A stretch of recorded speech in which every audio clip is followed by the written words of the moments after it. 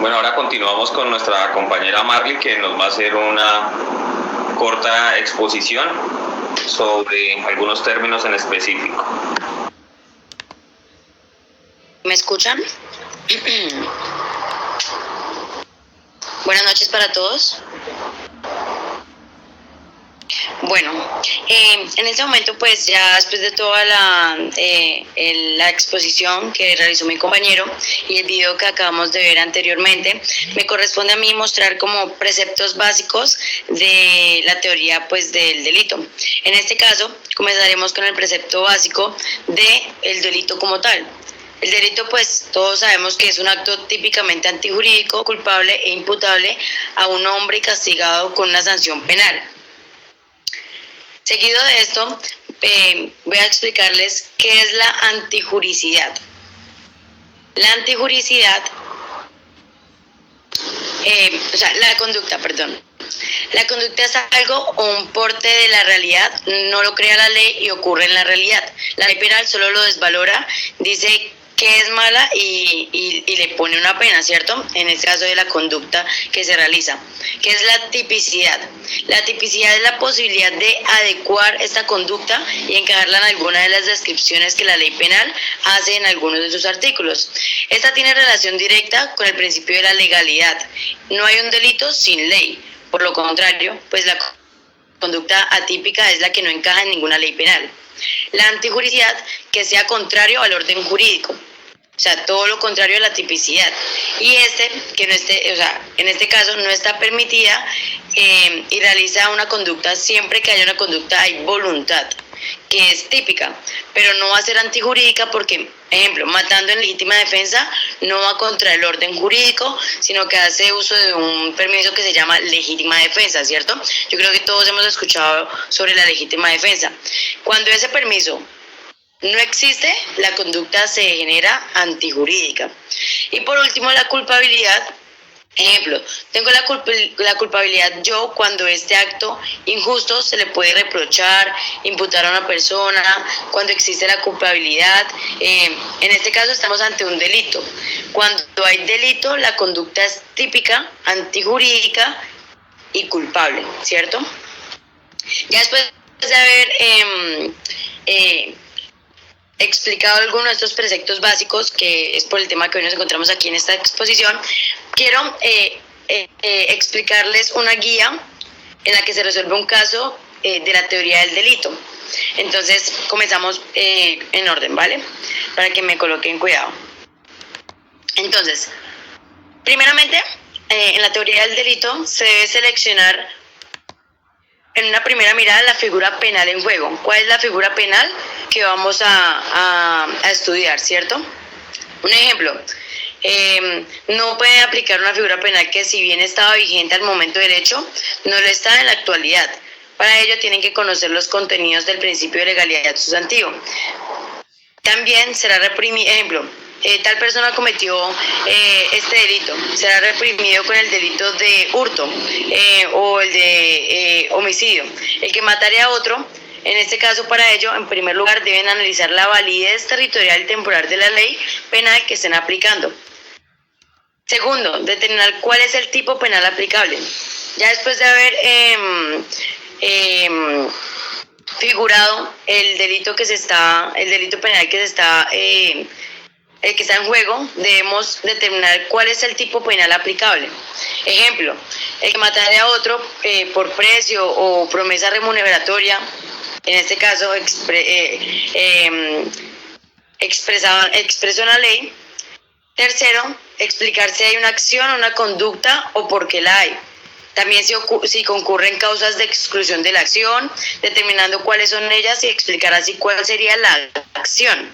Ejemplo, matar a otro. En este caso está haciendo la acción del delito que se está en juego. Cuarto, la tipicidad. Entonces debemos explicar, en la medida que el tipo penal lo requiera por su complejidad, cada uno de los elementos del tipo penal. Ejemplo, elementos normativos, descriptivos, etc. Y si se trata de un tipo activo u omisivo, un delito de resultado de pura actividad o de peligro. De peligro quiere decir abstracto o concreto. Ejemplo, delitos dolosos. Entonces ya sabemos cuál es el delito que está en juego, cuál es el tipo penal aplicable, cuál es la acción o la conducta que tiene este delito, y en este caso, si es de tipicidad, serían delitos dolosos. De tipo objetivo, analizar si existe relación de causalidad entre la acción y el resultado. Para ello, pues debemos aplicar la teoría de la equivalencia de las condiciones y la teoría de la causalidad. Luego de ello, analizar la imputación objetiva.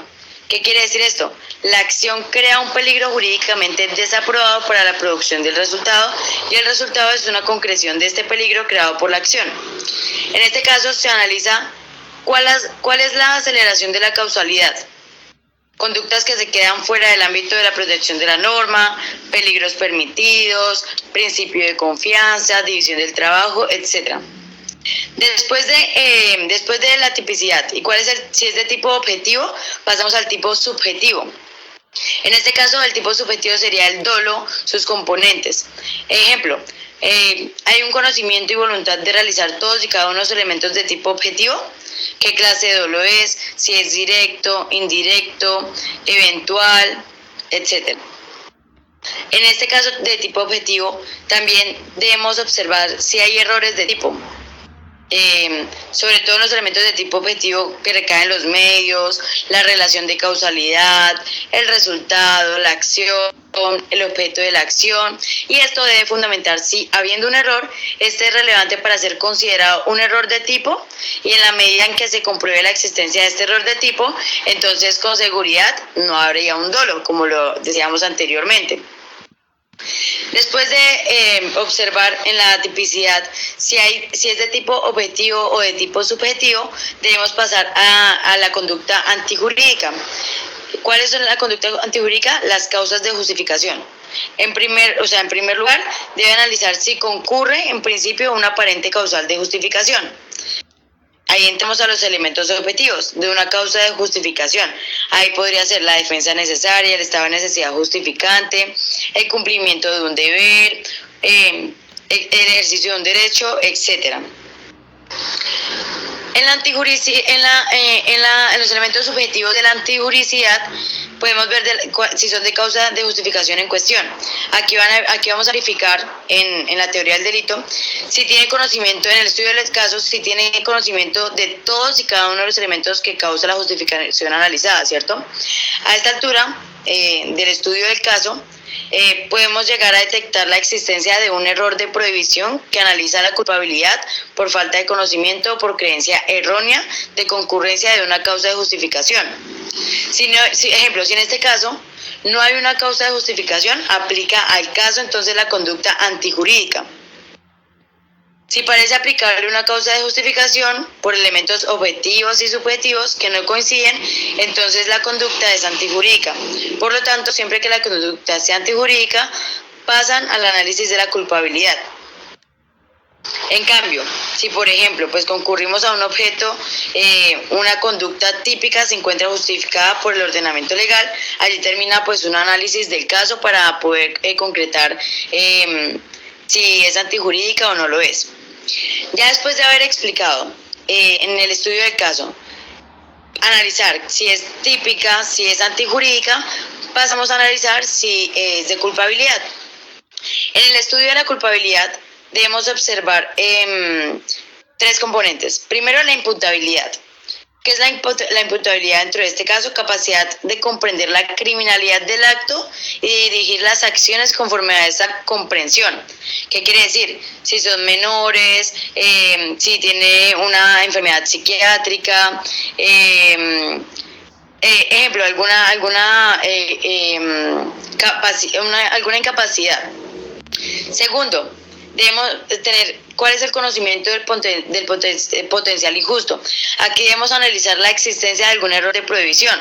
¿Cuáles son los errores de prohibición dentro de este caso? Podemos ver, primero, sobre la existencia de una norma prohibitiva o permisiva, el error de prohibición directo o de derecho. Segundo, creer que determinada conducta está prohibida o que determinada conducta está permitida por alguna causal de justificación que realmente no existe. Y tercero, debemos suponer que determinada conducta está prohibida cuando en verdad no lo está, o que determinada conducta no está justificada cuando en verdad sí está justificada. Y después debemos ver la punibilidad. Después de haber analizado cada uno de las conductas, pasamos a la punibilidad. Aquí se analizan las excusas absolutorias. Un ejemplo de una excusa absolutoria puede ser el hurto entre hermanos y el estado de necesidad disculpante para bienes jurídicos de igual jerarquía. Algunos autores analizan el estado de necesidad disculpante en la culpabilidad y si hay o no esa culpabilidad.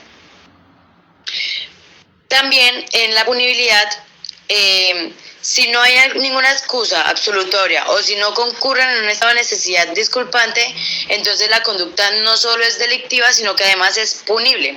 La mayor parte de la analiza aquí la existencia de un desistimiento de la tentativa.